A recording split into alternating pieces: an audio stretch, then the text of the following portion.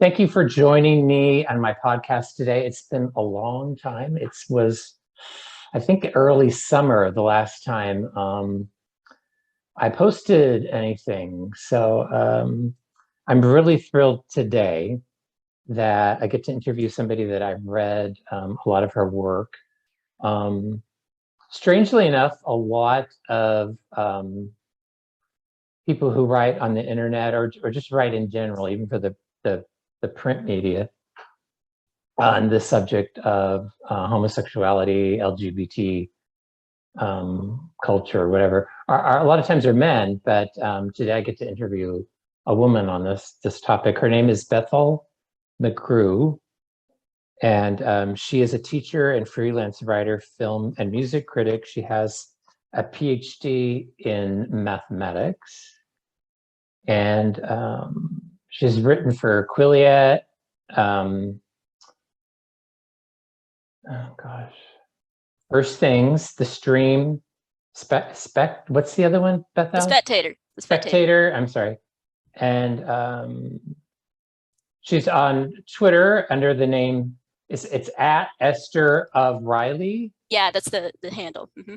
Okay. And you also have a Pathos, where I read a lot of your work. There's a lot there.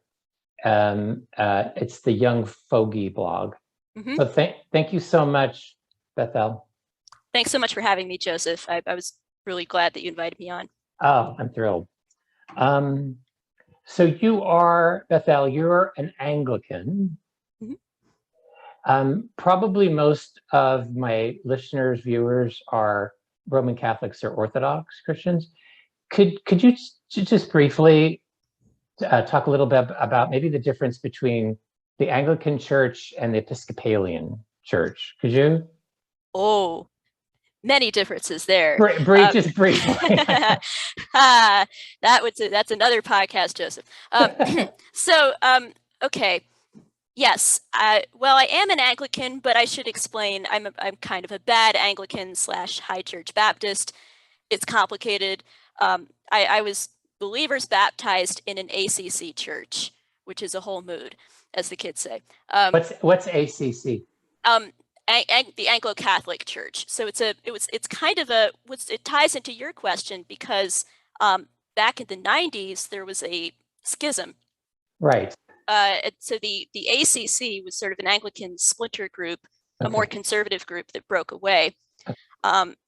But it's not really flourishing. The ACNA, or the Anglican Church in North America, is a lot bigger and healthier currently. And so, but I kind of landed in a small Anglo-Catholic parish.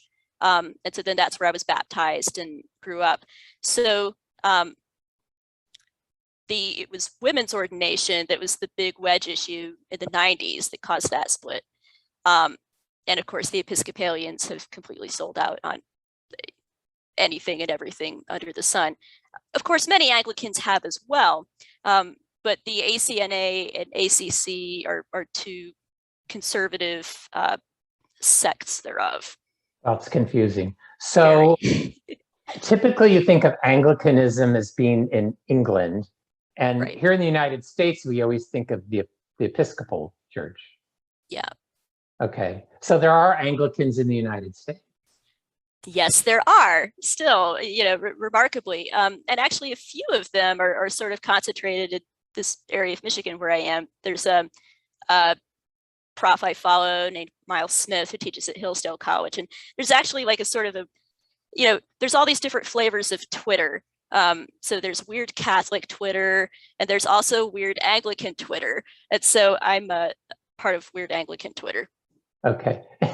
Now, I don't recall, because it wasn't on my radar, any kind of, arguments in the Anglican Church about women's ordination. But I remember it later in terms of homosexuality and gay priests. And then you had Gene Robinson. Where was he? He was the famous gay bishop. Oh yeah, right. I don't remember off the top of my head what his diocese was. Sorry to. Oh no, this is fine. New Hampshire. Okay, so typical Northeastern. Yeah. But no, would you say denomination? What denomination was he in? He was the Episcopal Diocese of New Hampshire. Okay, so he was Episcopalian. Yeah. Now, if you go to England, you know, the Church of England, are there gay priests and gay bishops? Oh yeah. Oh, okay. Yeah. No, England has totally, and there, if you look up like the Lambeth councils, I don't. okay, so those are sort of the places where all of these fights happen among English Anglicans. So in the 90s, there were huge clashes over whether homosexuality should be affirmed. And so then, yeah, mainline C of E has gone totally nuts. Do they also have same-sex marriage?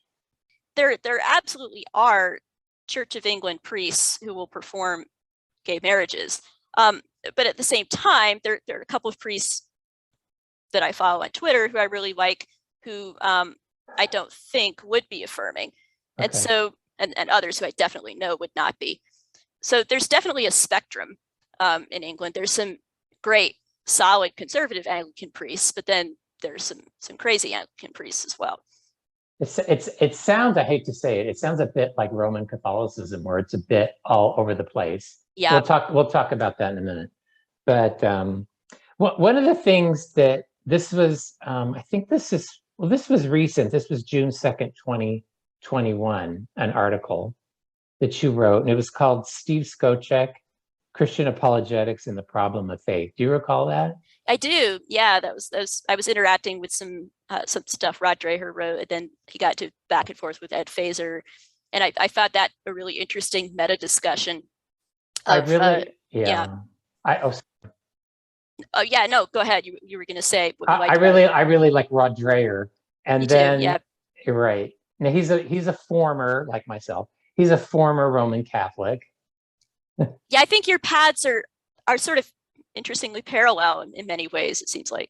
Well, you know, I don't want to talk about me too much, but what's weird is when I came to Catholicism back in 1999, and then people that have read my book know my story, but then I was involved with this Latin Mass group that had a predator priest in it, and Rod Dreher that was his beat at that time. Was I don't want to say that was, I mean, that's what he was writing about, was a lot about, and this was before the Boston scandal or just breaking, and he was doing an article on these priests that I had worked for a time, and he contacted me, and so I spoke to him 20 odd years ago. It's weird. And of course he was a Roman Catholic at that time. And Steve Skocek is a good friend of mine. I love Steve. He's I can't say enough about him. So that's why that article of yours really, my eyes just went whoosh. Do you mind if I read something that you wrote? No, hopefully it's good. Oh, it's awesome. So it's a little lengthy, so everybody at home, bear with me. Bethel posted this on June 2nd, 2021, so it's very recent. Steve Skocek, I think the Roman Catholics will know. And I've interviewed him twice on here. He had the 1 Peter 5 website, and it was really it wasn't really a Catholic news website, it was more Catholic commentary. And like me, and we've talked about it, me and him together, he struggled with Catholicism. I don't want to put words as well. I don't know who struggled with Catholicism, but I would say, like me, he struggled with the Catholic Church.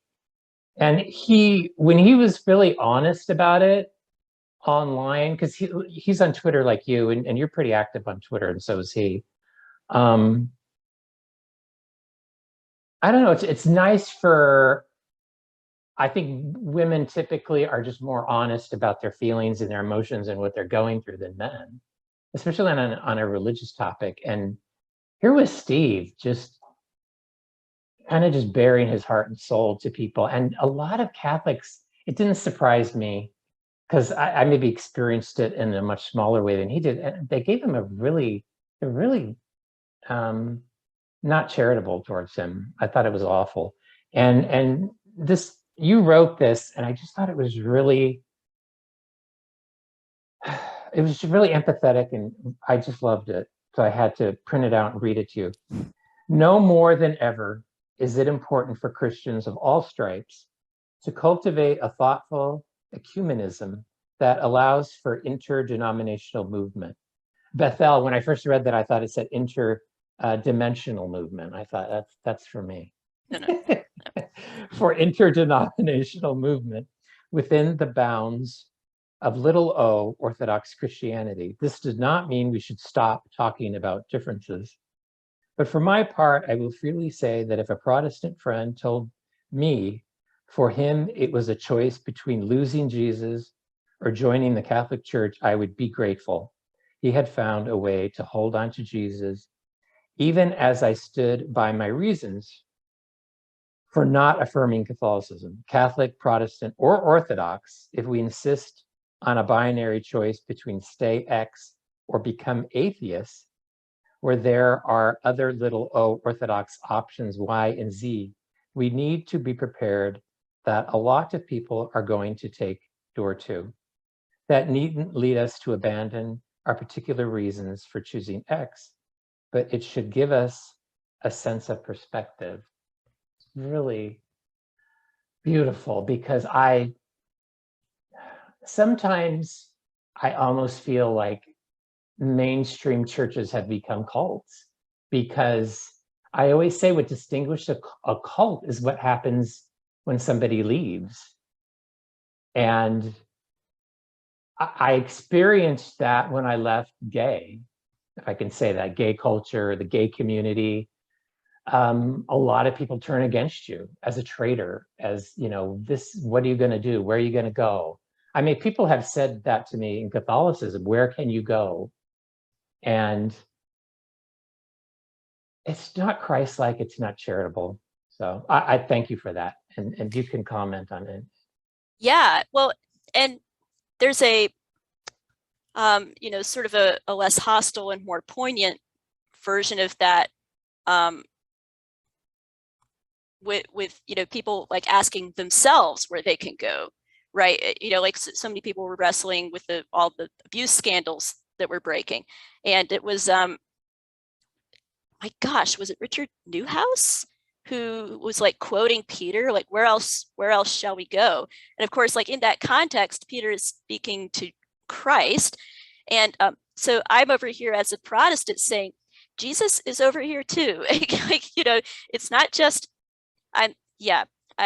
many thoughts there, but yeah, thank you for reading that.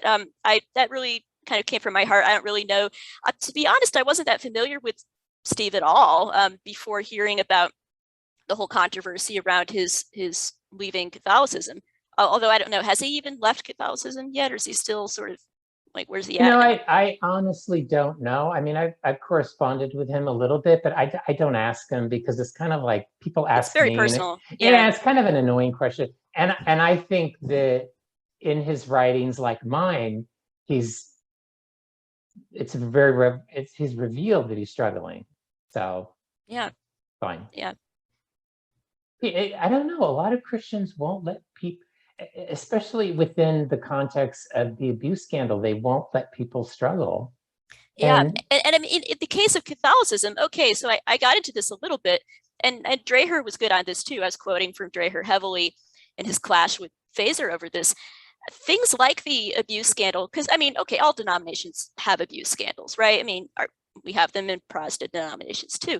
But with Catholicism, they really do get uncomfortably close to elements of Catholic doctrine, because so much rests on the authority of the magisterium, on the perfect preservation of the church, on the infallibility of the Pope, like these huge sweeping things where I mean, at a certain point, it becomes a disjunction. Like if either this or this or this or this is not true, then Catholicism as a coherent system implodes.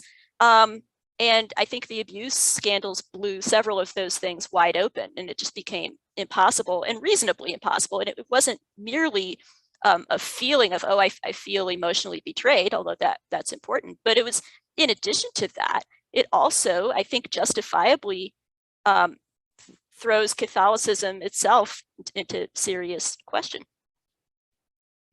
I agree. I just wish that Catholics in particular would just be a little more thoughtful. And I've said it's better not to say anything at all than to just throw out those slogans like "Where can you go?" You know, "Don't leave Jesus because of Judas" is another one. Ooh. I've had a lot of correspondence with people who experienced abuse in the Catholic Church, and I have to say a lot of them do leave the church, but a fair number of them also lose their faith in Christ and Christianity. So I think your point that you make beautifully in that article, that passage in particular, is that, gosh, just be joyful that people can go be brutalized like that and come out the other side and still have faith in our Lord. So Yeah. Now, sadly, so sometimes what one will see happen, and I see this often in the phenomenon of more like evangelical Protestant deconversion, but a lot of people will sort of migrate to a leftist version of Christianity, so to speak, where they'll say, "Oh, I still have Jesus. I still love Jesus. I just left behind the toxic evangelical church back home where they were so mean to gay people," and so yeah, and then I treat those people functionally as atheists because they don't really have Jesus. They just have a bastardized version thereof. yeah. Is there now? I actually wrote an article about this, the gay civil war in the Catholic Church. Is that has that battle been kind of fought and I don't know, won or lost in Anglicanism and Episcopalianism in terms of the gay issue? Is that kind of resolved or?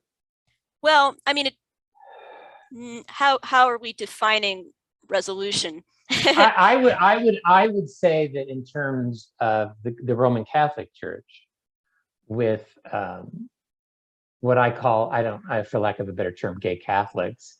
They want a sacramental gay marriage Yeah. in the Roman Catholic Church. So that's still a battle that it's being waged. I live here in San Francisco, and it's been an open secret, at least since I was in the gay community back in the 90s, that there were Roman Catholic priests in good standing who would, unofficially marry you, not in a church, but they would do it, and they still do it. Yeah, and I think I think it's within it's like within the 21st century, but I think that's happened in the CAD. And there's so you might find this figure interesting to look up, but there was a bishop named Richard Holloway from Scotland, and he was a sort of a big apostate bishop, apostle of doubt. He was sort of like the John Shelby Spong of Scotland, essentially. So he wrote a lot of books along those lines, and he was one of those guys who in the 90s would secretly marry gay people, and thought of himself as terribly heroic and progressive for doing so. But then he would be one of the main voices pushing for official acceptance. I want to jump around just a little bit. Sure. You've written on Jordan Peterson too, as well, which Yep. is really interesting because I have followed him, gosh, for years, since he was entangled in that pronoun controversy up in Canada. Which I think, so that he had a couple of big bumps. So there was the pronoun thing, which was 2017, I think. Yep. Yeah. Then I didn't follow that. Then I became aware through the Kathy Newman thing in 2018. Oh yeah. And then I wandered into this, and I discovered all of the hipster Jordan Peterson fans who were like, oh, I knew him before he was famous. It's like, oh, okay, la-di-da. Don't mind me, I'm just catching up. But so, yeah, and then that became very interesting because it was really through writing about Peterson that I became more widely read, because I'd done freelancing here and there, and had a very small Twitter account without a whole lot of followers. And then I was invited to join Patheos, and one of my first Patheos posts was on Peterson. So, a lot of doors kind of opened from there, and probably if it hadn't been for him, I wouldn't be where I am now.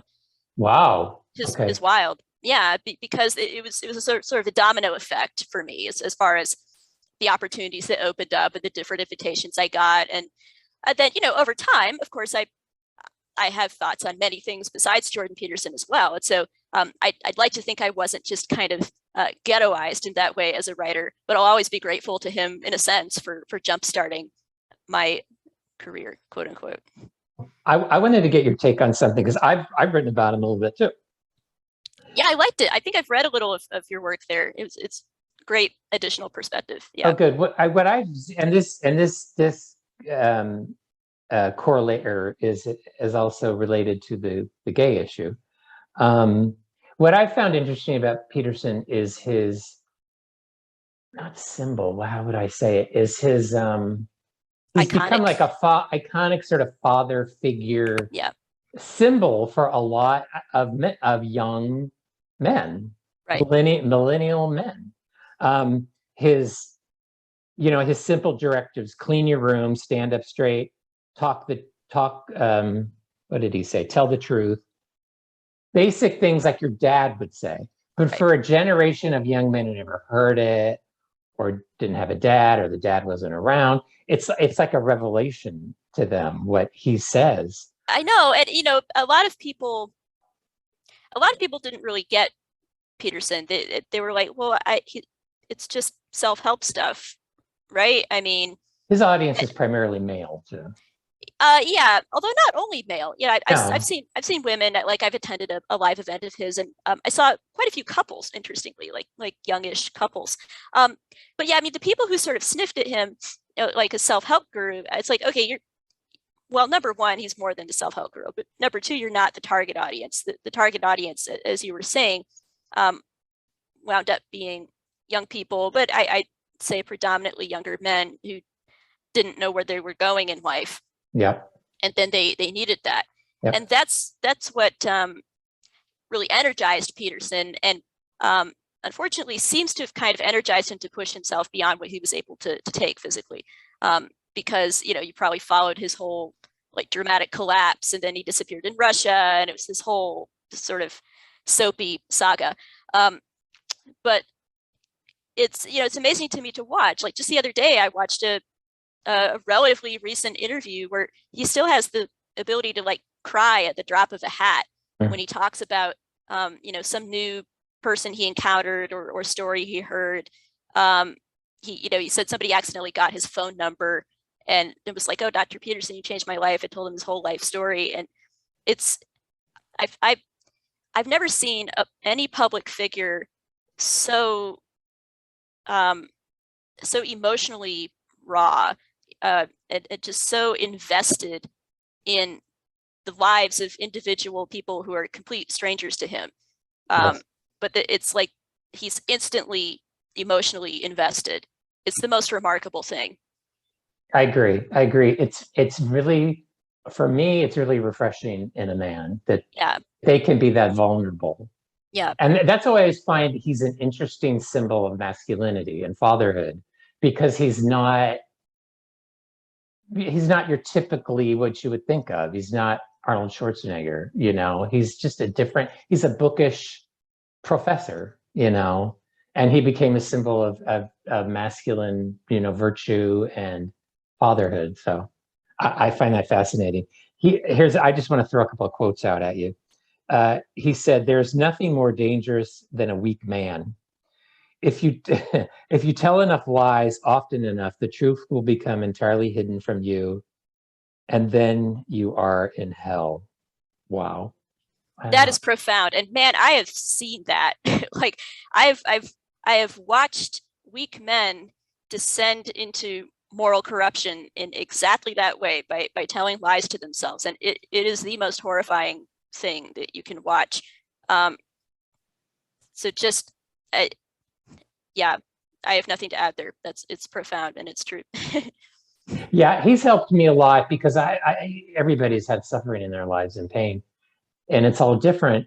But I mean, he's talked a lot about that, where life is suffering is one of his quotes. And I repeat it to friends who are going through hard times. And it's just kind of like, life is difficult sometimes. You can't always keep waiting for things to get easy and good and where there's no problems, because I think you're just going to be waiting for a long time. And I mean, I could see him being attracted to a sort of a Catholic theology of suffering. Yes. Yes. With all the talk of pick up your damn cross, although, the good Catholic would come in and say, offer up your damn cross, right? It's like a little different from pick it up. I mean, like, yes, pick it up, but the problem with Peterson is that because he's sort of caught in this, this sort of Stoic Pelagian cycle where nobody's coming to save you, right? You have to save you. That's the sort of fatal error in the end. Yeah, picking up just a little bit on his father figure status, he wrote, or he said, these are from some interviews that he did, the kids who lack fathers, they can find that to some degree in their friends, and that's often what fatherless boys do in particular, they go into gangs and they generate the missing masculinity in the gang. Well, that's not so good. Bless him. I love him. This is in the same vein. Well, that's not so good. Yeah, you can just hear him. Yeah. Yeah, man. The psychological. Oh, you did that good. Yeah. I've been practicing for a little while. Yeah. The psychological necessity of courage and nobility and responsibility, these things that sound old-fashioned, but are old-fashioned in the best sense. They're old-fashioned because they've lasted forever and they're absolutely necessary. I love it. Camille Paglia, he reminds me a lot of, here I'm showing my age because I was at UC Berkeley in the early 90s when Camille Paglia's book, Sexual Personae, came out. And you're familiar with her, aren't you? Oh, yeah. Yep, I'm familiar. Okay. I've heard that comparison made before. And she's still fairly, I think she's still fairly outspoken still. I haven't heard from her in a while. Yeah, she actually did a conversation with Peterson a few she years did. Ago. Yeah. It was awesome. Yeah, I mean, she's sort of now she kind of sits in this sort of anti-woke old liberal place, because I mean, as you see, like these sort of factions have kind of set themselves up, and you see the sort of the civil war between the old gay lobby and the new I want to trans get into activists. that. Yeah, okay, sure, we can go there if you like, but Camille is very much of the old guard in that sense. I agree. She said this, I quote her on this a lot. She wrote, masculinity is risky and elusive and is confirmed, only by other men, which is really interesting because I think it relates a lot to what Peterson is talking about. Yeah. So she wrote that 30 odd years ago. And I think it also ties in just to the issue of homosexuality, because sure. I don't think Peterson, he's been kind of mum on that topic. I've kind of waited for him to say something, but I think he wants to, well, he's very Canadian about it. You have to understand, like in Canada, it's a non-issue. So like Canadians just don't think or talk about this the way that we do in the States. So that should be kind of borne in mind there, maybe. And because he does talk about sort of the failure of fatherhood and sort of this missing aspect of masculinity that can go into different directions. He hasn't talked about how it can go into homosexual direction. Yeah, completely agree. Psychologically, there's all kinds of tie-ins into his work and his research. If I had to bet, though, I would guess that if he, thought about exploring that more, the people who handle him behind the scenes would be like, don't go there. Let's talk about something else, because it's such a third rail issue. Yeah, somebody that I follow too, Brett Weinstein. And, oh yeah, I love Brett. He's great. Yeah, and he mentioned it one time. He did kind of an interesting little video, and he Is this the never one where he talked. was talking with Douglas Murray? I Because can't they get in, recall. they get into that. You might find that an interesting I want chat to too. talk to him about, because you write about him too.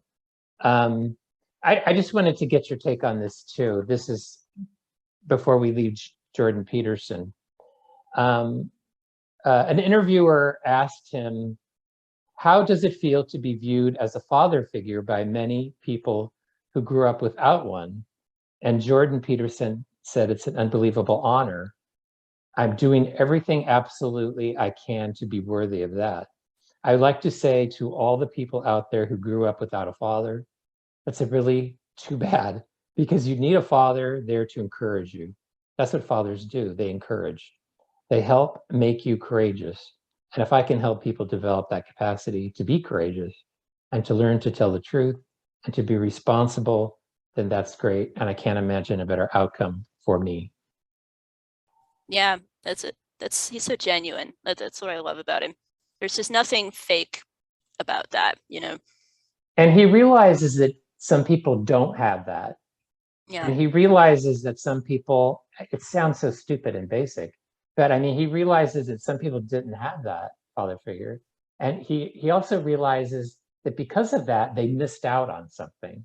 That's very countercultural, because nowadays, oh, it doesn't matter. Men, male, female, it's all the same, you know, nothing, there's no difference in sex, you know, it's all gender, and it's all social constructs. You know, kids can't learn anything differently from a man than they can from a woman. Or so what he's saying seems so simple again, but it's so profound. Right.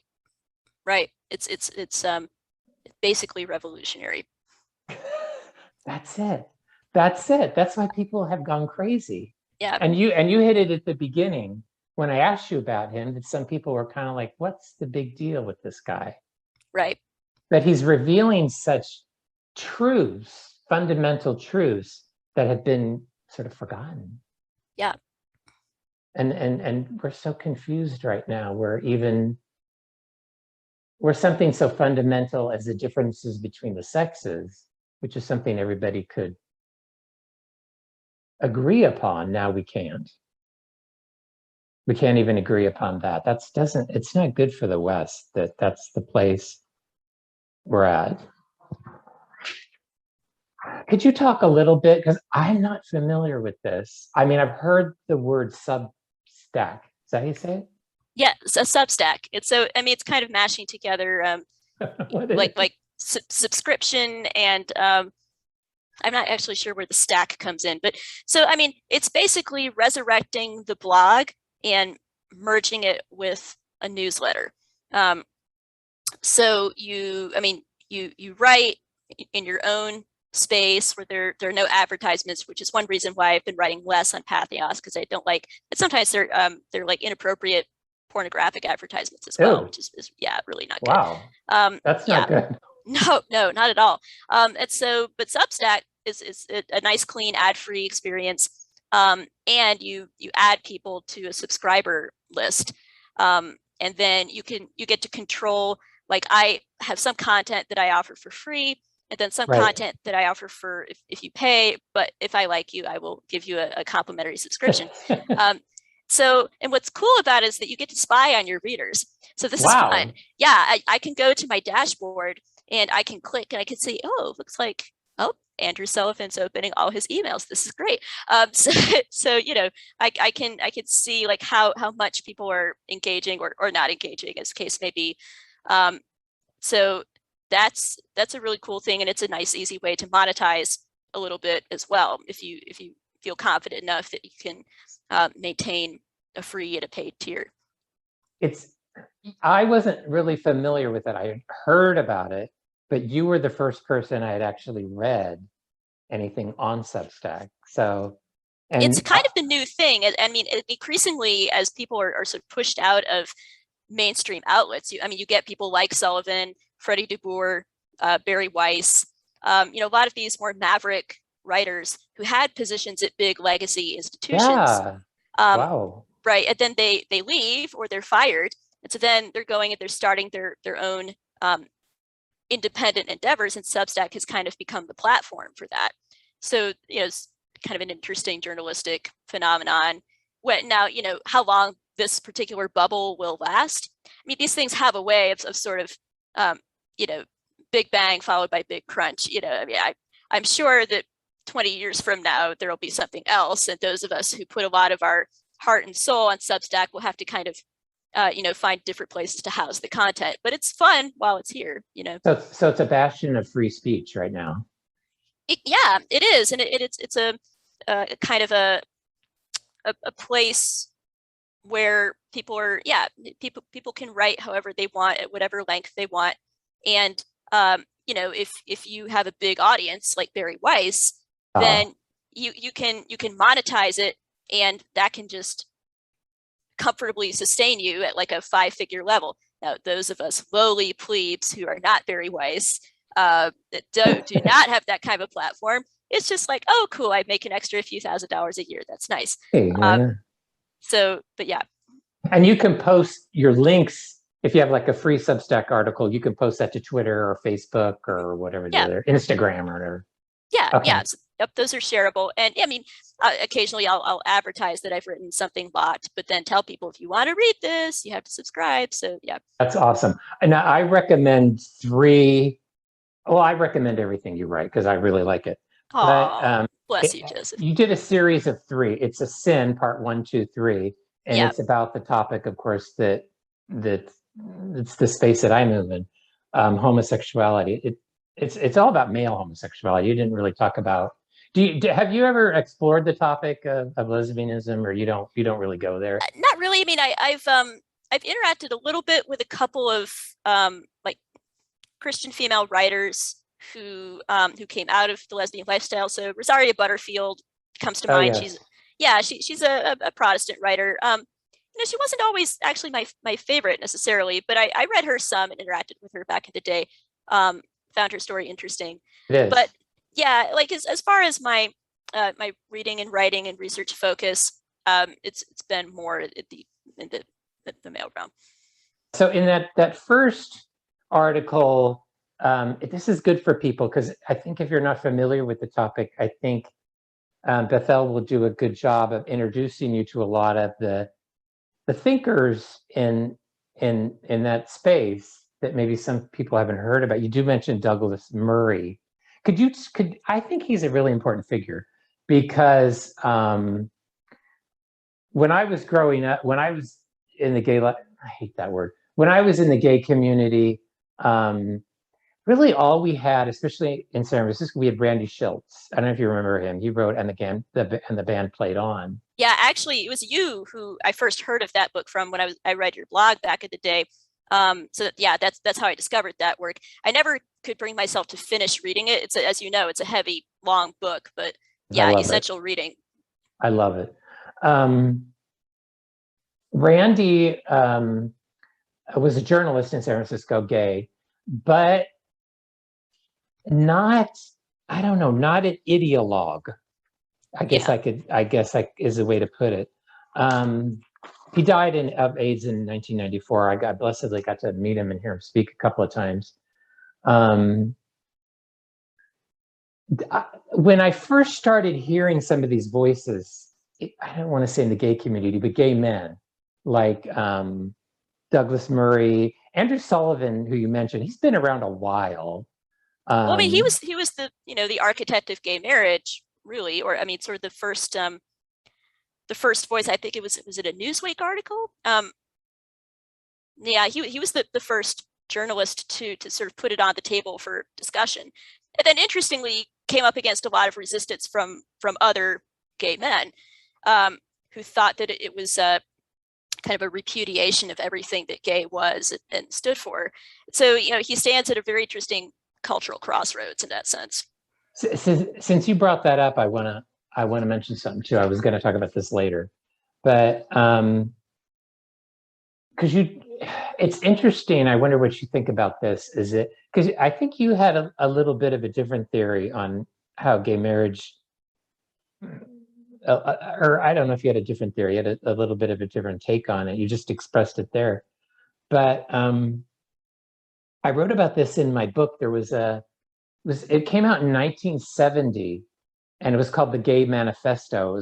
It was by a guy called Carl Whitman. I'm taking a deep dive here, but sorry, Bethel. But no, I think I know it. Actually, I haven't read it, but I've heard of it. It's short. It's short. You couldn't even call it a book. But he was talking about liberation for. See, let me go back real quick, because I grew up here in the Bay Area in San Francisco. So when I went to San Francisco in '88, which was like the worst time to come out as a gay man, because it was really kind of the height of the AIDS crisis. Yeah. It wasn't that cool to be a gay guy back then. So, I mean, people wouldn't shake your hand. People had a lot of strange notions about AIDS and HIV. But some of those guys from the Summer of Love from 1967, because there was a huge gay migration to San Francisco in the 70s, and it was all about free love. It was about going and being who I want, sleeping with who I want. And it was kind of like throwing off bourgeois, middle class modes of morality and all that stuff. They didn't want to get married. They didn't want to get married. They didn't want to do what their mom and dad did. Exactly. Get married, settle down, have kids, Skippy peanut butter, and I'm thinking of all the being ones cute and making cupcakes. Yes, yeah, that's how Douglas puts it. Puts it in one interview. Yeah, he's anyway. Yeah, I love it. Yeah, I'll wrap this up. But Carl Whitman talked about this. He said liberation for us is what did he write? It says liberation for gay people is defining for ourselves how and with whom we live, instead of measuring our relationships in comparison to straight ones with straight values. So when I started hearing about gay marriage, it was kind of like, wow, where did that come from? Because in the 90s, I heard a little bit about it, like a certain generation of older gay men or even older lesbians were interested in getting married. But maybe lesbians more so. Yes. The vast majority, you're correct. Your assumption is correct there. Because it's weird, because in studies they do, well, like 12% of the LGBT or the lesbian gay, community is married, but how much of that is women? I would say the majority. So, I had a theory about it. I really, and you talked about AIDS in that was a really good article, the last one. Thank you. In that series. That was really good.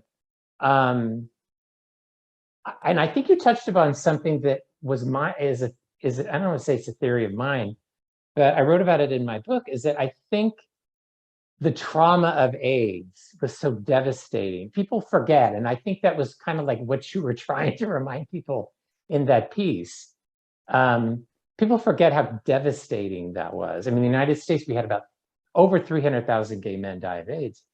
And I think it shocked, especially that baby boomer generation that was hit hard. My generation, it skipped a bit, because if you could get to 94 and antiretrovirals, you're okay. Right. And then the deaths just whoosh. Yeah. So, but that early generation, the 80s, they had nothing. And I think that trauma and devastation of that, I think it's what pushed gay marriage, because I think they wanted something safe. I think they wanted something middle class, something bourgeois, something safe, maybe something from their childhood that, okay, I'll be okay in a gay marriage. And I think that's where it came from. Yeah.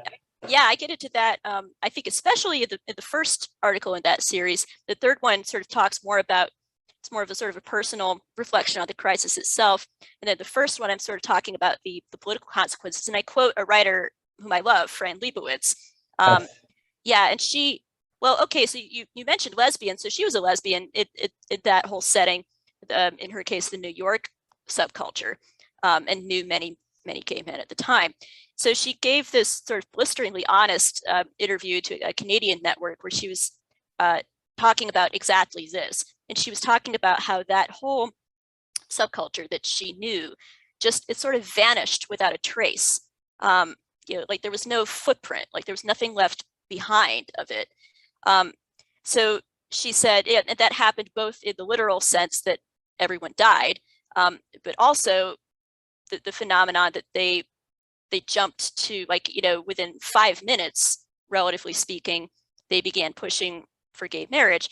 And the way she puts it is sort of savage. She says they were like, oh, no, we're just like you. And they weren't. It wasn't true, but it became true. It's a really profoundly honest interview, I think. Yeah, that's when people gave me a difficult time when I wrote my first book. It came out in 2013. I wrote it in 2012 or 2011, 2012. And that was the build up to Obergefell in 2015. And I could see, and at that time we didn't have PrEP or Truvada, which is this once a day pill, which is great. If you take it regularly every day, you're not going to, I shouldn't say you won't be HIV positive, but it's dropped infection rates. But at that time, it was still very high. And I saw this reworking of what gay is in the United States. If you just want to look at like Ellen DeGeneres, this Right. theory, she's a nice lady, I think. Well, I don't know. She got bad press. Yeah. She did. Yeah.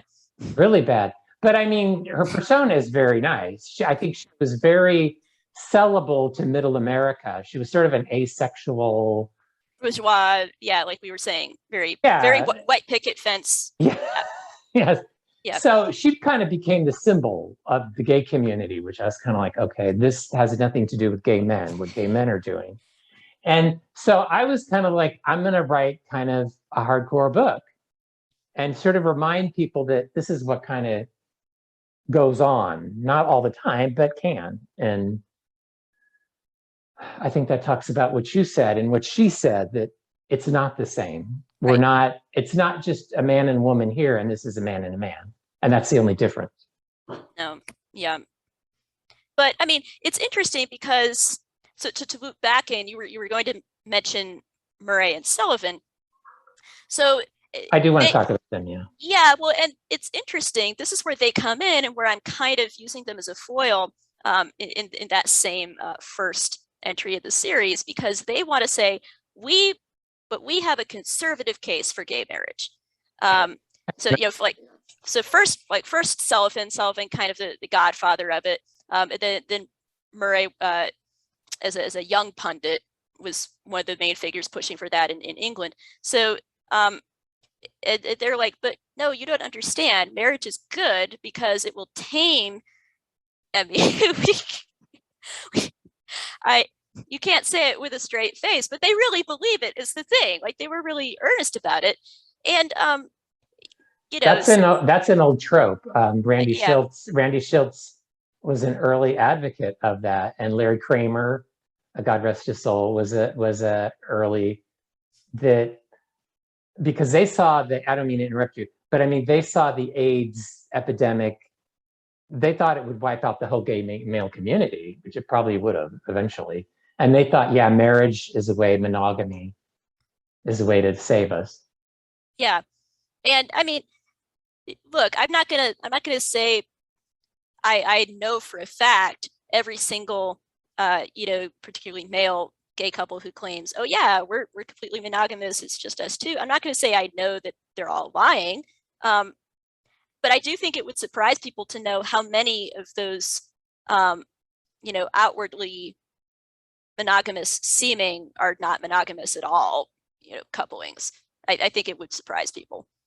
Bethel, in my book, I referenced this study, but there's been a couple of others that actually confirmed the findings, and it was in San Francisco, which is the most gay affirmative city in the United States, if not the world.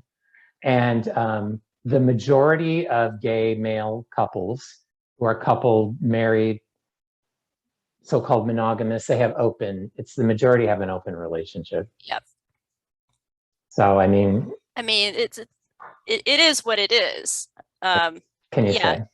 But somebody like Sullivan will write, and because he's a great writer, he'll write very, movingly and eloquently about this, about how, and he, interestingly, he himself was never that guy. He himself was never the guy who wanted to settle down with just one, although he'll claim he has now. But He was always sort of making the case for gay marriage for other men, so to speak, because he would be convinced that there were men who did want that, who really did just want to find Mr. Right, who really genuinely wanted the white picket fence, genuinely wanted the dog, genuinely wanted to adopt kids, and all of that, and that it should be available, it should be open for them.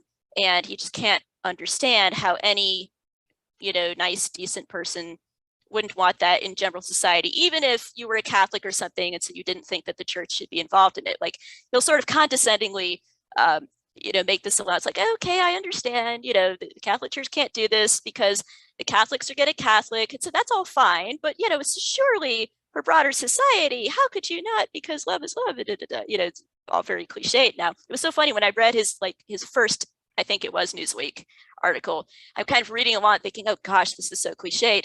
Oh wait, this was the first time that anyone had ever said these things. They seem cliched now because people have been repeating them for decades and decades, but okay, I guess somebody had to say the cliche first. But anyway, go on. He did. An interesting thing about Andrew Sullivan is he is a Roman Catholic. And we'll put that in quotes. I mean, well, okay, I guess since you're not Catholic anymore, but I mean, okay, let's assume that, assuming that Catholicism means something, okay, that they're just like being a Christian means something. I mean, I would not say that he actually is a Catholic, but he self-identifies as a Catholic. Right. We'll say that. I guess you could say, I know, Bethel, Catholicism gets so muddy. I know, I hear you. I feel you. I don't want to keep you here all day, but we could talk a little bit about it. He could be a practicing Catholic in the Roman Catholic Church at this point. So yeah, but the essence of Catholicism is not liberal mainline Catholicism. Because I believe there is an actual essence of Catholicism, but I get where you're coming from. I know what you mean. Yeah. I want to talk about Andrew Sullivan and Douglas Murray a little bit quick, because people who are not really familiar with them as gay thinkers may think, oh, they're mainline or mainstream LGBTQ. No, they're not. Let me read this real quick. This is Randy Schultz. I love the guy. He was, God rest his soul. He wrote this in 1993. If I criticize the gay community, then I'm part of the establishment. I sold out, rather than just having a different opinion. There's no room in the gay community for people of good intention having different opinions. Either you have the opinion or you're nothing. And Douglas Murray, Dave Rubin is another one, Andrew Sullivan, Peter Thiel, gay guys who don't go along with the party line, they're pariahs in the gay community. Yeah, that's true. Although I think there's with Rubin and Thiel, Thiel's doing okay for himself, I would say. He's a multi-billionaire. Right. So I mean, there is a strong, log cabin. But he would never get invited to GLAAD or something like that, or no, not that he would care. So, but I mean, the American guys sort of fit into this the sort of log cabin Republican contingent, which the Republican Party increasingly is just mainstreaming acceptance of homosexuality, because you increasingly have this phenomenon of gay guys. Spencer Clavin and his fiance Josh Hare kind of fall into this category too, where they're like maybe very strongly libertarian, so maybe they're sympathetic to religious liberty concerns from Christians. So they fall into that kind of maverick, self-identifying as conservative sect, but the ship has sailed on gay for them like long ago. Like that's just considered so, in the past. Like, but of course, like everyone just accepts that, moving on, and that's the phenomenon I see in the States particularly. Do you think I wasn't going to ask you about this because I hate politics, but do you think the Republican Party will one day just accept gay marriage and gay adoption? Yes, absolutely. It's already starting. It's already headed that way. I don't think that's a foregone conclusion. Well, I mean, Donald Trump had Peter Thiel speak at his convention, and it was kind of a big deal, because I don't think Peter Thiel talked about being gay at all, but No, which I appreciate. Like, he has lots of interesting stuff to say that doesn't have anything to do with that. But yeah, there was that. And then also Richard Grinnell. Yes. Yeah, he was the first. Well, it's funny now because, like, I mean, not that I really care, but people have sort of memory hold Richard Grinnell because they don't want to admit that he was a Trump appointee, because Right. they want to sort of paint Trump as some kind of anyhow. They wanted Pete Buttigieg to be like the first something. first gay guy to hold, high office in a presidential, but Yeah. it was Richard Oh Grinnell. gosh, I can't stand Pete Buttigieg. Let's move on. Yeah, I can't, but he kind of fits. I think he's sort of in the Ellen DeGeneres. He's like the archetypal white picket fence gay. Yeah, very safe. Right. Nothing threatening about him. I mean, me growing up in the 70s, I grew up with the Village People. Right. That was big gay, the biker and that kind of thing would scare people. I think it would still scare people nowadays. Yeah, I don't know. But yeah. Well, and there are people who, so I think it's interesting to hear somebody like Murray discuss gay culture, which he doesn't do a whole lot of because he mostly writes about other things. But he'll dip into it just a little bit, and he devotes a section of his book, Madness of Crowds, to it, actually the first one. And he'll be very funny about it. He'll be like, this is the one on which I can claim some personal expertise. And it's like, okay. It's so, I think Douglas has that same sort of faint disdain there, but like there's a tension there because he, on the one hand, he's in favor of gay marriage. He thought that was really important. He made his little preppy conservative case for but at the same time, I think he's also sort of attracted, it may be in more senses than one, he's also sort of attracted to the riskier, more dangerous picture of it. Like he dislikes the image of gay that corporate has put out, where you have to have this sort of insipid, smiley image. Yeah. The thing about and I think Douglas Murray is a masculine man, especially. Yeah, a lot of people wouldn't even necessarily guess that he's gay. Same thing with Dave Rubin, and the interesting thing about them and Andrew Sullivan as well is that they're very well-rounded, intelligent men, and they can discourse on a bunch of different topics. Right. Whereas a lot of the gay activists, if they don't have gay, they can't talk about anything. They don't have anything to talk about. Yeah. Right. Now, in part 2 of that series, I jumped out of my chair when I was reading it, because you mentioned Andrew Holleran, who is, in my generation, he was older, but he was a big thinker. I think he's been kind of forgotten now. Which makes sense. I mean, his stuff didn't exactly have a wide reading demographic, so that doesn't surprise me at all. Yeah. I mean, even in the gay community, I'm talking about the gay community, he's not, just like Randy Shilts. You didn't know that. You didn't know, I guess, much about him, but I've talked to people in the gay community here in San Francisco, and they're kind of like, oh yeah, Randy Shilts. And I'm like, he was a major figure in I don't know, queer, whatever you want to call it, queer theory, or I don't know, whatever. Yeah, I don't even remember how I came across Holleran. I think it was like something as basic as Googling gay literature or something. And his name just kind of popped up, and I randomly started browsing, which I mean, I can only take him in small doses. Like at a certain point, it just evolves. But it's very interesting to, you know exactly what I mean. But it's interesting to take, I think, if you take Dancer from the Dance, yes, then you take The Beauty of Men, okay, and these are like bookends, right? So okay, Dancer from the Dance is the 70s, the Fire Island, the this and the that. And then The Beauty of Men goes, okay, so what if you didn't die of AIDS? You just got to watch all your friends die of AIDS, but you survived, and now you're, pushing 60, and you're living in Florida, taking care of your disabled mom, and there's nothing to do. And you didn't find a lover to settle down with. What do? Well, you go cruising in the car parks and develop pathetic crushes. The end. Merry Christmas. That's like, it's a surprisingly frank, yeah,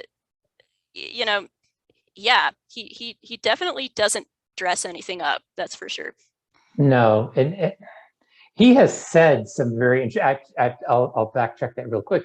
Yeah, Dancer from the Dance was kind of like the first gay novel, right? I guess you could say, in the 70s. And yeah, it was the disco culture when I was a kid, and that's what attracted me to homosexuality. It was very glamorous, although he kind of strips that away a bit because it's a very honest and raw account. I've heard they're going to make a movie of it. That would be really interesting. It would be. I probably shouldn't watch it, but yeah, who knows? I don't know if it would. I mean, would it work? I think it could work. I mean, the success of It's a Sin, the show, I imagine that it would be pitched at a similar kind of a level. I mean, it would be New York in the 1970s. So it'd be very gritty. It would be, right. If they did it right, it would be a really interesting sort of exploration of that whole scene with Studio 54. And I don't think it's been done right yet. So this is something interesting that he said. And so he's kind of come afoul of, the LGBT activist. He's talking about same-sex marriage here and gay monogamy. I think I may have seen some of these quotes. Gay male monogamy. Yeah. There's a large middle group of gay men sincerely looking for another person or mate. It works once or twice for a while and then doesn't work any longer, and they end up aging with friends in the hope that they fall in love again. Then there's a small fraction of gay men who seem to be serially monogamous, who will probably always have a lover. But that group is far outnumbered by the second group. Two male egos together are very tough. Men are just not raised to kowtow to other men. Yeah, that's fundamentally true. He got it. Yeah. This, and I want to read this to you real quick. When I read And Band Played On by Randy Schultz, and when I was in the gay community, and it was kind of whoosh, it kind of flew over your head. Yeah, it made an impression on me. It was very sad, and because it was all set in San Francisco, I was like, oh yeah, here, there. And I was like, gosh, wow, that was a really devastating time because it was really late 70s, early 80s. He wrote, and then I reread it when I left the gay community because I had just been very disillusioned about the whole gay experiment. And I read this and I was like, oh, let me read it to you real quick. The trouble was that by definition, you had a gay male subculture in which there was nothing to moderate the utterly male values that were being adulated more religiously than any macho heterosexual could imagine. Promiscuity was rampant because in an all-male subculture, there was nobody to say no moderating role like that a woman plays in the heterosexual milieu. Right. Yep. I've seen you use that quote, and is that amazing or what? Yeah, it is. It's true. And I think the middle, part 2 of my little series. I don't quote Schultz, but I do pull from a lot of other gay writing, which is sort of getting at the same thing a different way. So one guy I quote, actually, I got this from Murray, interestingly enough, is a classicist named Daniel Mendelsohn. He's talking about how it's something that you've expressed, like you're always trying to get there, but you never get there. And the reason why is because it's like you're always sort of falling into yourself, so to speak. And Mendelsohn writes about how he'd had heterosexual couplings when he was younger, and how like the woman was always the end goal there, but it was different with gay couplings because it's as if you come back to yourself in some sense, which is it's like, congratulations, you've rewritten Romans 1. It's just like, and you're doing Paul. not that he had any intention of stopping, of course, and that's what's so sort of frightening about it, is this incredibly honest self-analysis, like, yep, that's exactly what I'm doing. I'm going to go do it again. And Murray, it's interesting. Murray just kind of presents this in the madness of crowds, and like, it's interesting. People wrote all kinds of stuff about the madness of crowds, and nobody talked about that chapter really.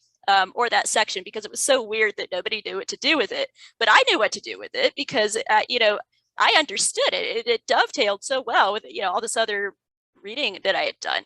And I always wondered kind of what Murray's thinking was, and I think maybe he just presented it because he saw something true there, and he kind of wanted it to sit there and unsettle people, which it should. I think it does. I agree. The part 3 of that series was on AIDS, and yeah, my series, yeah, we talked about it a little bit. I sort of lived through it was sort of the peak of the AIDS crisis, and then it sort of was resolved. I would say it wasn't resolved, but in '94, that first crisis was sort of over with the introduction of antiretrovirals, and then AIDS is sort of ebbed and flowed in the gay male community. And then in the early 2000s, it was really peaking again, infections, and then it's dropped with Truvada, PrEP. But interestingly enough, there's a huge problem. I haven't done outreach since COVID in the gay community down in San Francisco, but I mean, there's a huge problem with STDs, because it's a double-edged sword, because the guys aren't so much worried about HIV anymore, but they're also not practicing any kind of safer sex. So STDs have just skyrocketed. Yeah, just the sort of garden variety STDs. Syphilis, oh gosh, just everything. Hep C, some real nasty ones. Yeah. What's that cancer that women only have an issue with? Men have it. The gay men have it. I can't think of it. But I mean, there's doctors in San Francisco that are quite worried, because especially gonorrhea, if there's a strain of one of these things that becomes completely resistant to antibiotics, there's a problem. So I there was something I was going to add there on AIDS in particular. So I picked up this little used book earlier the year. It's called Street Walking with Jesus. Yeah, it's a really lovely. It had a limited shelf life, but it was sort of promo material / study guide for a Catholic ministry in Chicago called Emmaus, and it was sort of a drop-in / rehabilitation shelter for male prostitutes. So John Green is a deacon, and he personally moved on from the ministry a while ago, but it's still out there and active. And what he discusses here is that even like deep into the 2000s, there was still a big issue with AIDS among the underclass, the prostitution class. So these were guys who lacked the money or the discipline or both to get the right drugs, and then stay on the right drugs and find a regimen that worked, to go to the doctor and follow up with the doctor and all that stuff, which the middle upper class gays sort of take for granted. Yes. This is what one does. But what Green found, sort of going into the underworld, was that within this class of people, it was as if antiretrovirals had never even arrived. And so he found himself conducting a number of AIDS funerals, and it was like the 80s still, in this pocket of Chicago. So he writes very movingly about it, and very simply. It's not a flashy book.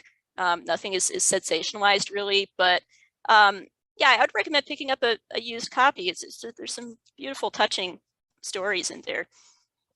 Yeah, what I was trying to think of. Oh, thank you. What I was trying to think of was HPV, human papillomavirus. The other thing. Mm-hmm. Yeah. Yeah, that's a problem in gay men. You don't see it in males, typically. So interesting. I wanted to talk a bit about, because you talked about the interaction in that essay between gay men and women, typically straight women, Right. which doesn't get talked about much. There's this, I hate to use this term, but there was a pejorative called a fag hag. Yes. Yes. And that kind of sometimes addressed a typically straight woman who hung around with gay men, because in my experience, gay men did not hang around with lesbians. Right. Yeah, they were very different worlds. That's why that's consistent. I've read that elsewhere too. Yeah, you're not alone there. When they amalgamated the whole LGBTQ thing, I was like, wow, these people, gay men have much more in common with straight men than they have in common with lesbians. Right. So, and I think vice versa. I think lesbians have more in common with straight women than they do with gay men. So that whole thing was bizarre. But you want to talk about gay icons for a minute? Sure. Yeah. So that. To talk about that. Yeah. So Princess Di is sort of the main. Yes. Yeah, she's the main one I touch on in that entry. So I mean, another cliched example would be Judy Garland. And then Tammy Faye is sort of a Southern variant on that. And there's a new movie and it came out recently. It's just briefly for the listeners, she and her husband were televangelists, and their whole empire kind of imploded, and she sort of got thrown under the bus.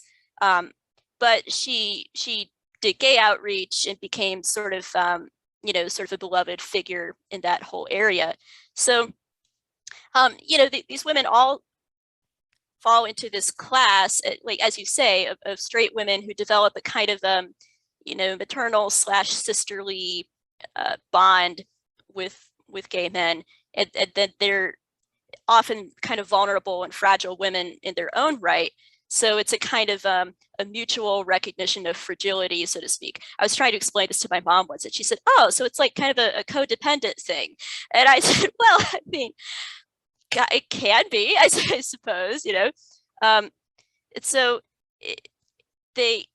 It's a very complicated phenomenon, and sort of ties into the deep psychological roots of homosexuality, where often men will talk about how they were raised primarily by their mothers or by their sisters.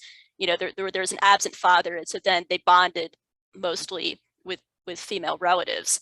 And there are many factors at work. I think often it's a combination of the simple male-female binary, which is always there. So at least for the woman, there's going to be an element of romantic attraction often, at work in these things. But then that's going to be combined with maternal instincts, because for many gay men, they sort of live in this Peter Pan state of never quite growing up. It's sort of a perpetual adolescence. So I think many women naturally see that, and then all of the nurturing instincts kick in, and they want to mother them, right? So I think it's a blending of these two feminine qualities that gives you that phenomenon. So it's very interesting to me. I could go on all day about it, but that's a kind of a brief introduction to the gay icon. I love it. I find that topic really interesting too, and I think the three that sort of the trifecta that I mentioned is Judy Garland, Marilyn Monroe, and Princess Yep. Di. Yes. And I think they all had in common too, these women, is that they were with older men a lot of the time, very prestigious, distinguished older men. They were betrayed, but there was always this search for fulfillment through an older man. Judy Garland always married, usually, except that last one. She knew how to pick them. Yeah. Yeah, I mean, Vincent Minnelli. She always kind of went after father figures. Same thing with Marilyn Monroe, Arthur Miller, and then Princess Di, of course, with Charles. Right. And very father figures, and they all kind of had tragic childhoods, and there was always sort of a fantasy about their life, about that they would find fulfillment and they would find happiness over the rainbow, and they never do. They're sort of tragic figures. So I always found that very interesting, that the gay men gravitate towards it, but then they also gravitate towards these very powerful women. Like I I'm was just going thinking to like say, it's like you have two kinds of gay icon, right? Like there's Joan the Crawford. right. There's like the vulnerable, fragile, dysfunctional female gay icon. So that's where you get Judy Garland or somebody like Princess Di who's more fragile. And then there's this sort of like benevolent, maternal, you know, wrap you up in her voluminous skirts gay icon, right? Who's not at all vulnerable or fragile, but who will be sort of your mama bear, right? So yeah. Yeah, like I was thinking like Joan Crawford, Bette Midler, Yes, Beyonce, right. very Right. strong, powerful women that gay men also gravitate towards, which is, well, they almost have a very florid sort of like drag queen Yeah, style. exactly. Right. And I think Tammy Faye was a little bit like that too. She had a very over the camp. top Yep. camp. Mhm. That's it. Yes. Yep. Right. I think sometimes that's why I have an interesting, I don't have a lot of experience with Anglicanism or Episcopalianism, but I remember that I knew a gay guy, God rest his soul, and he was very attracted to high church Anglicanism. And I This is a remember, thing. and I remember in Severance, and I didn't grow up with that. I grew up with guitar masses and, Right. you know, nuns in turtleneck shirts and things. So that was not, it was very folksy. Right. So yeah, you're a very, yeah, you're like post-Vatican II Catholic guy. Yeah. Right. So he invited me to like a high church mass. And I was like, wow, this is, and it was kind of a gay thing that there were a number of gay guys there who were attracted to that very florid, high brocaded vestments. And yes, it's kind of a running joke. Yeah. oh, is it? Okay. Yeah, very much so. Yeah. Yeah, like I saw one of my friends who's an Anglican is like, because a number of people are sort of Anglican curious, who are sort of coming over from other denominations because they're getting disillusioned, whether it's Catholicism or often it's other Protestant, like lower Protestant denominations. They kind of want to check out Anglicanism. So one friend who's Anglican and super straight was like, no, listen, I don't want you all coming over trying out Anglicanism just because you have a thing for girly vestments and robes and stuff. All right. I guess it was very funny. Anyway, but yes, it's definitely a mood for sure. Do you have time to talk about Catholicism a little bit? A little bit. I mean, you know, I can only speak about it as an outsider. I've never, you know, felt the call of Mother Rome myself. You know, but some of my best friends are Catholic, right? I love Catholic literature. You know, I experiment. I've written a little bit of Catholic literature. So yeah. I think your perspective is important for exactly that reason, because you're coming from the outside. And I think that's why I've had a hard time with Catholicism. There's kind of a group, there's a collective there's been a collective traumatization, I think, of the Catholic laity.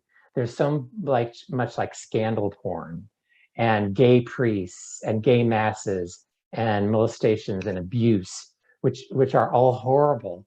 But I think Catholics have become a bit numb to them. Because I hate to say it, I fell into this trap when people don't pay much attention to me anymore, especially on my blog, because I don't write about James Martin. Because I could follow my hits and my shares. And when I did a scandalous piece on the Jesuit James Martin, it went through the roof. Yeah, because of course it did. Yeah. So if I talk about something more spiritual, people aren't interested. So there's a weird thing in Catholicism. You should write about Milo. I know you won't, but like if you want to talk about the algorithm, anyway. Yeah. I wish him well. Yeah. I do. I wish him well. But there's a weird thing in Catholicism where they're drawn to all of this scandal, but then they're kind of numb to it. So I don't think I think they're sort of unshockable. It's I don't know. It's kind of what happened with the fans of Madonna and Lady Gaga.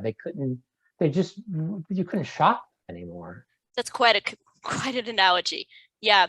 Well, and I wonder if to some extent it's like once you pass a certain point of no return, culturally speaking, there's nothing left to shock you. I mean, it seems like if you've gotten this far and you didn't pull a Rod Dreher, are you ever going to pull a Rod Dreher? I mean, that's the question, right? It's like when that first Archbishop Vigano letter I remember came that. out. Yeah, came out. Yeah. The first one, I'm not talking about when he got in all the conspiracy stuff. Yeah, that was weird. Let's talk about old Vigano. Yeah. He ruined his brand because I thought he could have been such a force. That first letter came out and it was like a bomb. And some friends called me, and even some people in the Catholic press called me. And I was like, this is huge. This is major. You know, Pope Francis knew about McCarrick was an abuser, and he kept it. We were saying something about an assault on the edifice of Catholic doctrine, you know, something infallible Pope. But anyway, continue. And then I said, I think Pope Francis is going to have to resign. I really believed it. Oh, bless your heart. I said, this is so huge. It's so damaging that he allowed a serial pedophile to run around the world representing the Holy See. It was and then it just kind of went, it deflated. And I just think Catholics kind of moved on, and I was still upset about it. So right. Oh, by the way, speaking of, did you see the Pillar Catholic thing earlier this year? About I forget the priest's name, but it was so awful because he was actually like on various, you know, abuse committees, you know, like he was a committee member. But then it emerged that he was actively soliciting sex in gay bars and stuff. And so, I mean, it kind of launched a whole debate over Catholic journalism and whether journalists should act as whistleblowers in that sort of context. So maybe you didn't keep up with that, but that was a kind of interesting whole case. You know, I've stopped reading the Catholic stuff, but I did see the headline because it was Grindr, which is what he was on. Right. Oh, what a mess. So anyway, I wanted your opinion on this. So I mean, there's a long history of gay affirmation in Catholicism, and I've sort of traced it. I like, as a historian, I kind of like things neat, and I want to say it kind of started here with John J. McNeill, definitely with the Jesuits. So he was a gay Catholic priest who was, you know, advocating full acceptance of homosexuals in the church and homosexual activity and gay partners and everything. So, you know, along comes another Jesuit. It's always the Jesuits. Yeah, James Martin. So he talked about one is born with the orientation of homosexuality. He says it's the way that God made some people. So it's all the Lady Gaga, you know, born this way stuff, and it's just proliferated through Catholicism. I mean, it's already in the secular community. People just believe that gay people were born that way. Well, I mean, my son was born different. So, I mean, we mentioned Andrew Sullivan earlier. That's how Andrew can think that he's still a Catholic, you know, because he's got all this stuff to plug into, you know. Exactly. Yeah. There's a place. That got 35,000 likes on Twitter when James Martin talked about, you know, you're born, you know, gay. So then I go to the Los Angeles Religious Education Congress, which is the biggest Catholic, I call it the Big Catholic Jamboree, there in Anaheim. And, you know, people from all over the United States are kind of forced to go there, especially in the West. DREs, CCD teachers, priests, sisters, nuns, Catholic parochial school teachers, they're all there. And I always go to the lectures on the LGBT. They have several. And at one of them, they were handing out the genderbread person. Do you know what that graphic is? Oh, yes. Yep. Could you tell people what it is a little bit? Okay. So I'm sorry, everyone, in advance. The genderbread man. So it was a sort of a teaching illustration device that was popping up in some public school curriculum for little kids' sex education. And gosh, I'd have to like look up to review all the horrors of this thing. But I don't mean to laugh. It's so tragic. But oh no, but like Roman Catholicism has kind of become I don't know, a farce. So I'm sorry. Okay, let me pull this up. Okay, so here we go. I'm looking at a picture of this monstrosity here. And so they've got all these little labels. So it points at the brain and it says identity. And then it points at the heart and it says orientation. And then it points at the genitalia and it says sex. And so then it's got what, like the three-way thing. And then on the right, you've got these 4 spectra for identity, expression, sex, orientation. So, and they go through, like the gender identity goes through different rainbow colors. So there's woman in pink on the left, and then in the middle you get gender queer, then on the right you get man. And then the gender expression takes you from feminine to androgynous to masculine. And so this is sort of like your little kid's first introduction to gender identity and sexuality. It's handy, but like this is what qualifies as sex ed now in the schools. So that got passed around quite a bit. I don't remember the year when it first landed, but that's what that is. I'm sorry for those of you who didn't previously know what the genderbread person was. Now you know. And then as an aside, in a Catholic parish in San Francisco, they were handing out to people interested in Catholicism the gender unicorn, which is sort of the teen adult version. But I mean, at a Catholic official Catholic conference, they're handing out the genderbread person as a teaching aid for people to take home. Yeah. So, and then the thing that I think this is the thing where I kind of felt like Catholicism is out of control, is that there was one presentation by a Catholic priest, and he talked about identifying vulnerable children.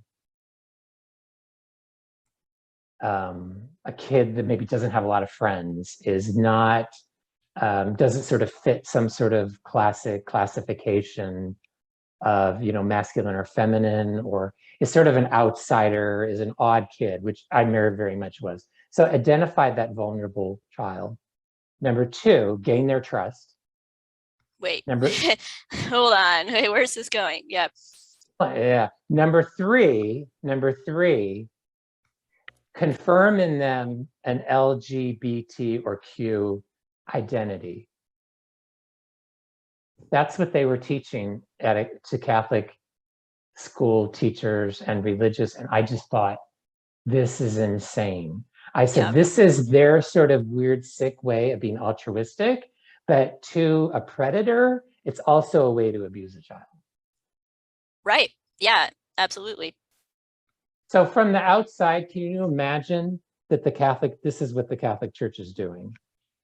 And this is not fringe, Bethel. No, I know that. Yeah. And that's, I mean, this is why I think this is the problem, because I mean, again, there are Protestants who are doing this stuff too. I mean, like I said, the Episcopal Church has, the ship sailed a long time ago there. I mean, you have like trans priests in the Episcopal Church. So, I mean, it's like gone out the window. You have Anglicans, you have all kinds of different liberal, low Protestants.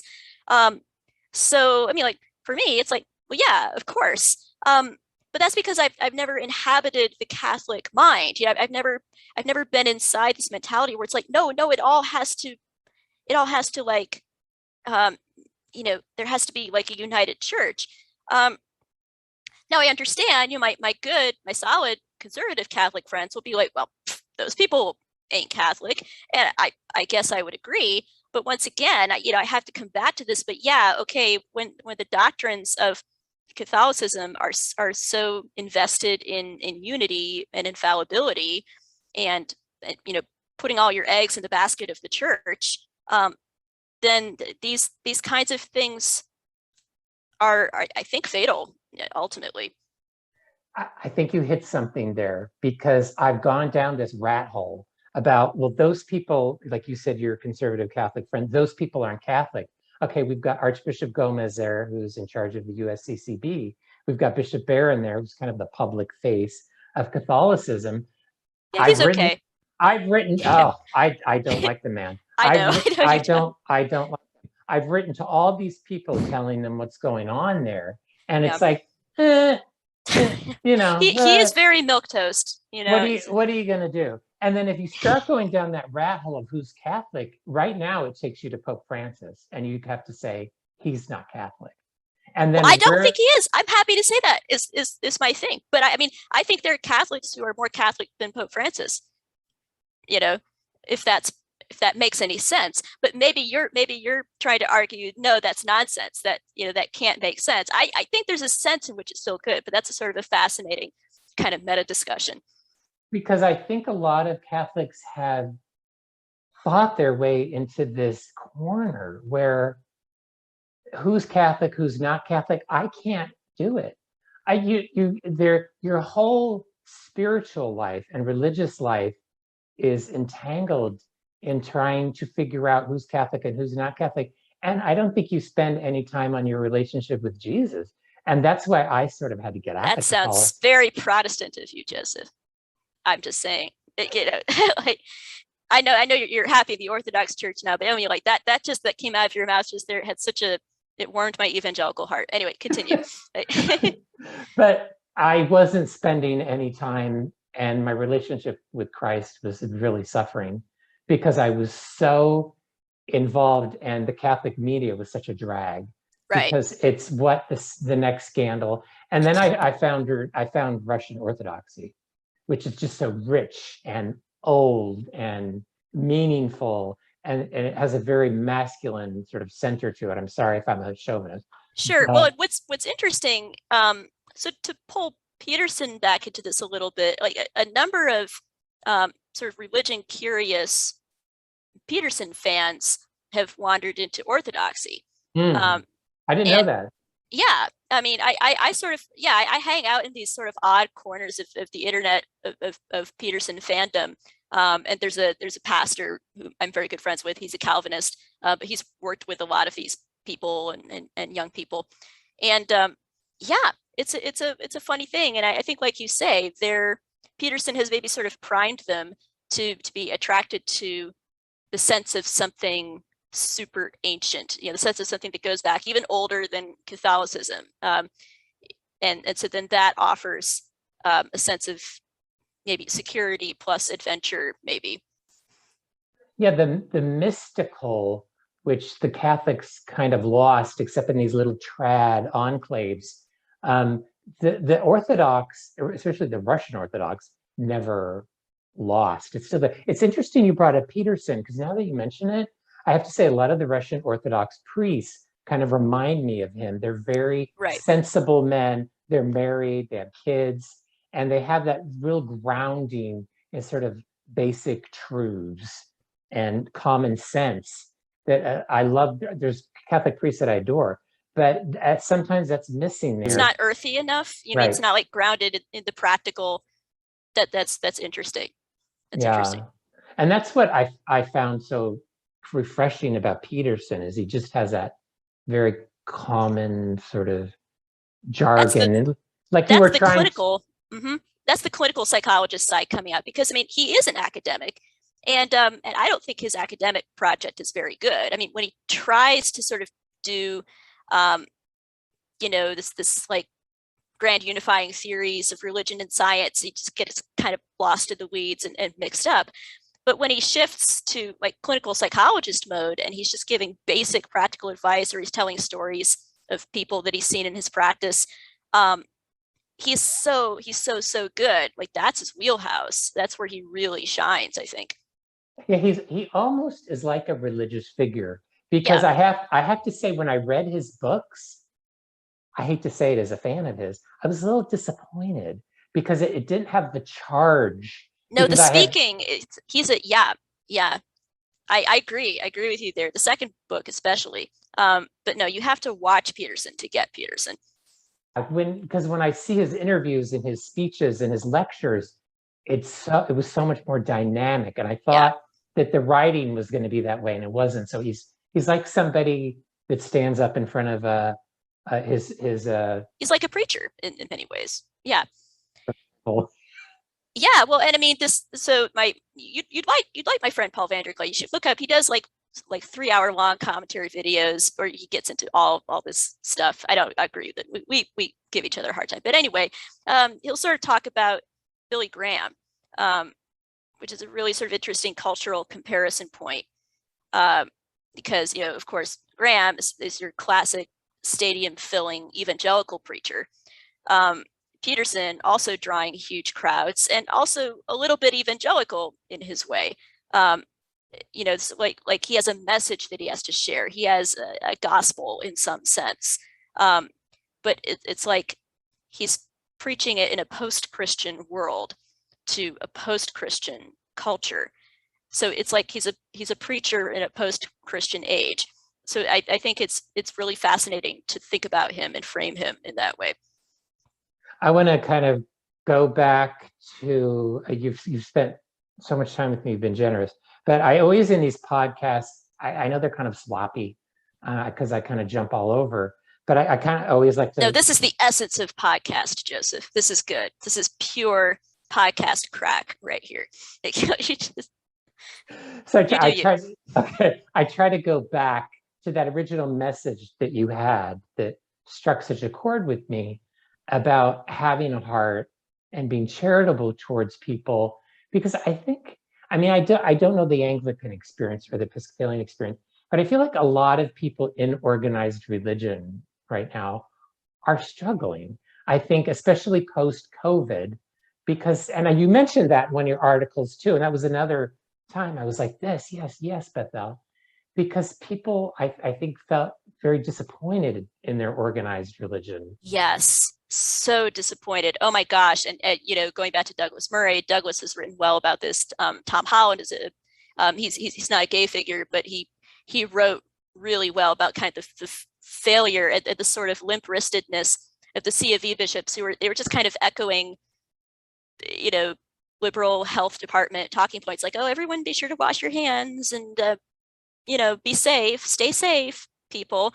And Tom Holland is like, where's the like church? Where are they, just like, I want to hear what the bishops think about original sin. I want them to be the church at this time, not just another wing of the health department, Yeah, so that's a universal, I think, sentiment that people have. And I think it's ramped up in Catholicism because with the sex abuse and Cardinal McCarrick and the dirty things about what Pope Francis knew and didn't know.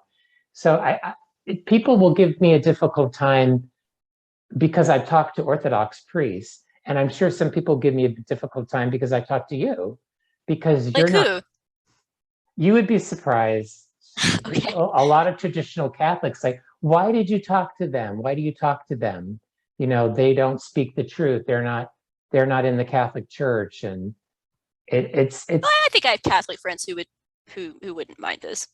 Well, you have more open-minded people, but it is difficult, and I just wish that I think people are struggling. I think people are suffering. This goes to Peterson too. He has such a heart for that group of people. And I think people feel lost. And especially just as Christians, I think we should be happy that people, even within all these daily sort of turmoil, that they can find a place of peace and hope in Jesus Christ. And we can all have that in common. And people can't be mad at me because I have found peace and hope and joy in Russian Orthodoxy. And I can be happy for you because you seem content and happy in wherever I am. Exactly. In Anglicanism, where you are. Yeah. My sort of kind of odd twist thereon. Yeah, no, that's exactly right. And I mean, I think Peterson has been very helpful for a lot of people who, so the hot new word nowadays is deconstructed. I don't like that word. I prefer deconverted.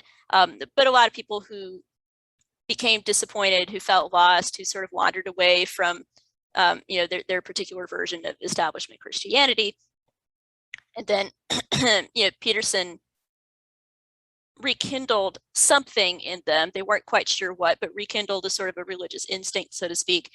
And I'll sometimes see people who maybe stress or fret a little bit, or sort of want to analyze, well, how Christian is Jordan Peterson, and let's sort of dissect the elements of his thinking that are and aren't Christian. How close is he personally to becoming a Christian himself? And I don't really find that kind of analysis super interesting. I think it's, I saw some people who were concerned that maybe Peterson would confuse or lead people away from Christianity, like some sort of a Pied Piper figure, and not at all. And I mean, I think those people need to realize that a lot of the younger people, especially who were latching on to Peterson, had already wandered far away themselves long ago. I mean, like it was like, catch up, people. Like this, you're sort of behind the beat here. That, like, if anything, Peterson has been an overwhelmingly positive influence in that sense, I would say.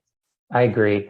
And part and parcel, in my opinion, of your sentiment there is that I wish people would stop telling other people that they're going to hell. I mean, and that includes people that they call sodomites, and people that leave the Catholic Church, or people who are not Catholic, because we don't know who's going to heaven and we don't know who's going to hell. Because in my opinion, I knew people who were in the gay community and were actively gay till the time they died, but they had suffered incredibly in their lives. And they'd been victimized and abused, and they were doing what they thought was right. And I sound like a relativist, but you do want to be careful. I mean, I know exactly what you mean. I know exactly what you mean. And I think, I think God is merciful. And you feel this when you talk to anyone who has memories or who knew people, who had suffered horribly, and they're just lost and gone, and you want to say something comforting to that person. And I mean, it's difficult for me because I don't just want what I say to, to devolve into a Sarah McLachlan song, right? I don't just want to, I'm sorry to sound, sorry if that sounds brutal, but there's a serious element to it, which is, one can't know. But what I have to come back to is God is loving and God is just. And that's all that we can rely on in the end, Yeah, I mean, I don't want to sound like, well, they were good people, and they were good people, but I just think some people came from a place of deep woundedness. Right. And I think in that very wounded, brutalized place that they did the best they could. Yeah, and I mean, there's all all this discussion. Okay, what about people who never heard the gospel? And the sort of the example case in all of those conversations is hypothetical guy on a desert island, it's some jungle tribe or something. But I think it could be more interesting to sort of bring that question much closer to home and recognize that there are island jungle tribes, quote unquote, everywhere, like all over the place. And some of those pockets of gay culture may have been sort of isolated tribes in their own way. You maybe could have had guys who never encountered the gospel, who never encountered Christ in this life. So, functionally, like epistemically, they were in the same position when they died as, some guy in deepest, darkest, wherever, who never met a missionary. So I think that the answer has to be the same in both cases, which is we don't know, but we leave it in the hands of God. Yeah, real quick, Bethel. You've written about, because in Catholicism we have something called courage, but then sort of on the other end of the spectrum we had something called the spiritual friendship movement. Which I was very critical about in the beginning. I look back at what I wrote in like 2013. I've kind of changed my point of view. I'm a bit more sympathetic, No, Because, you shouldn't. They've gotten worse, so you oh, shouldn't be okay. more I sympathetic know, to go the other but way. even you've talked about what's that group, the Protestant group that gets together? What is it called? Revoice. Revoice. Yeah. I have to say I'm a little bit sympathetic towards that too, because as I've really taken deep dives into queer theology and what's sort of accepted in Roman Catholicism, I can see where people are confused and where people are like wrestling with this stuff because they can find a Jesuit, they can find a Catholic bishop with DD and PhD and all this stuff behind their name that will say crazy stuff like, oh, Jesus and the centurion, that was all about him accepting gay relationships, and Right. Jesus was queer, and Saint Yeah. John the Evangelist was his queer lover, and all this stuff. So they can get all this bizarre stuff. Oh, yeah. So I can see where people are like totally struggling, and where in the beginning I was like, they're wrong, they're wrong, they're wrong. Well, they are. I mean, I can see where they're yeah. confused, totally confused. Well, it's not only a Catholic outfit. I mean, it's really a potpourri of Catholics and Protestants and a few Orthodox as well. But I mean, really, what it's devolved into at this point is just wokeness. I mean, I watched all the sessions of the 2021 conference, and I mean, like, they were using they them. It's like shout out to the people in the audience with they them, other name tags, and let's have a panel for the Black gay people to just talk amongst each other by themselves, or I think it was Black and Asian, and so we're like extra special minorities. Okay, so the intersectionalism going on and all that stuff. And then kind of the carryover through line from older spiritual friendship writing was, what would it look like if I were grateful to be gay? Like, how can I channel my gayness into heightened something? It's I mean, I could go on. I've written an article that's coming out soon in a magazine where I review it all, but it's all bad. Just trust me. No, I agree with you, Bethel. But this kind of, and I'll try to wrap it up. This is where it goes back to that sentiment that I went back to, and about my statement about who goes to hell and who doesn't, who knows. People with that sort of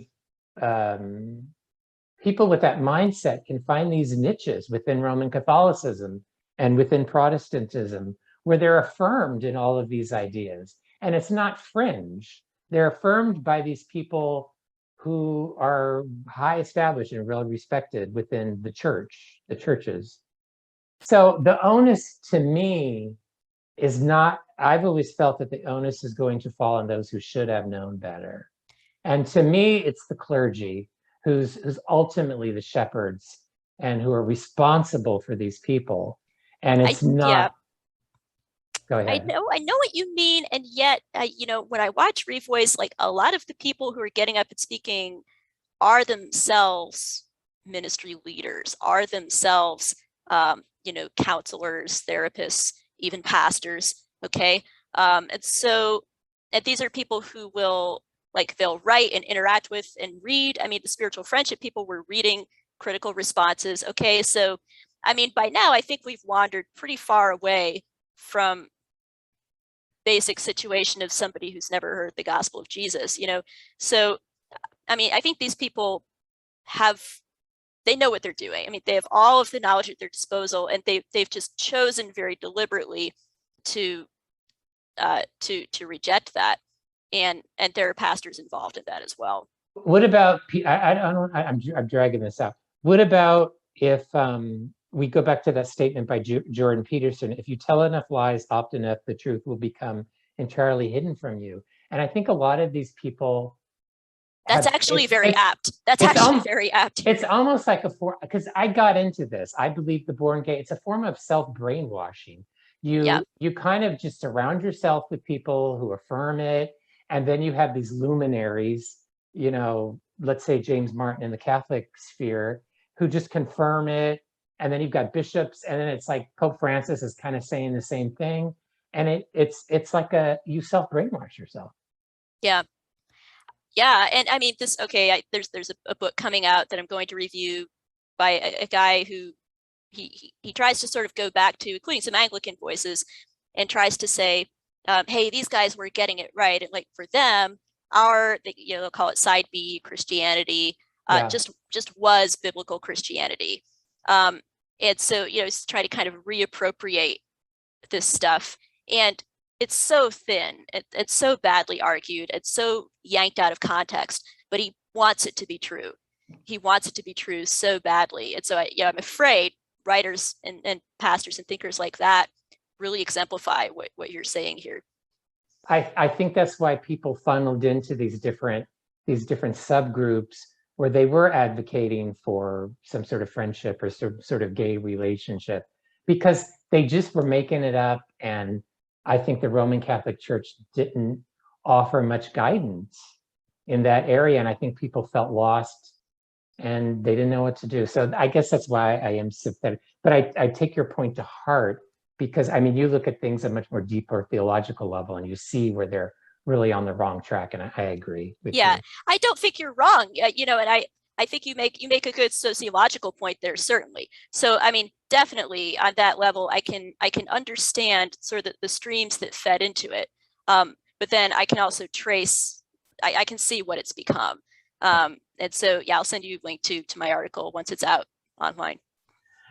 Thank you, Bethel, so much for dedicating. You really spent a lot of time with me. But I think we touched on a lot of topics that I always say or homosexuality is the topic that everybody wants to talk about, nobody wants to talk about. Everything's been said and nothing's been said. That's a great way to put it. Yeah. I think there's just a lot there that needs to be hashed out, and nobody wants to really do it. Yeah. Well, and if I can just say quickly, Joseph, I know you didn't want this to be about you, but if I can just say, I want to thank you because when people, it's true though, because like when people ask me, how did you, because it is odd, it's odd that I should know as much as I do on this. And people will say, so how did you kind of learn about this? And when I think back, I say, I think really reading Joseph Champer's blog back in the day really had a lot to do with it. I know it's true though. And, because you were so, you weren't a trained writer, you weren't a trained speaker. You just had a blog and a story, and there was no, you didn't have like one of those slick websites with a splash page and if you want to book me for your such and such, click here. You had nothing. Man. And like all you had was your story, and it was so raw and painful and honest. It really struck me, and I'm really I have my mother to thank for introducing you to me. And then what it really did, I think, was it gave me a heart for the issue. And it's not that it contradicted any of my convictions about it, because I sort of grew up with a more political lens on it, the culture war kind of lens. But then what you did is you brought the psychology of it into the light for me, and sort of the pain of it. And that motivated me to try to understand it from all sides, from all angles, and which I think has made me, I don't think that I would think or write about this the way that I do now if it hadn't been for that. So thank you so much for your work there. And thank you to you, because I think it's a different kind of space that we're in, and it's difficult to write on this topic the way you and I do from the point of view we have, and it's lonely sometimes. So when I discover a new voice that I hadn't heard before, I get excited, and I'm like, wow, here's somebody else. It doesn't not necessarily agree with me, but it's just somebody I can read, and it's kind of like, wow, they're sort of really not struggling, but they're really working it out. Yeah, they're really working with the material like you do with the authors, and I like that, and they're trying to make sense of it, and it's like, I mean, nobody can accuse me of not doing my homework. Wow. Like I've read the stuff. I've read a few things, which hopefully gives me a little bit of cred. I mean, I don't think it's going to help me in certain circles. It's certainly not going to help me in revoice type circles. I mean, I've already encountered some backlash there, even just from some Twitter threading that I did. Oh man, I mean, we won't go there.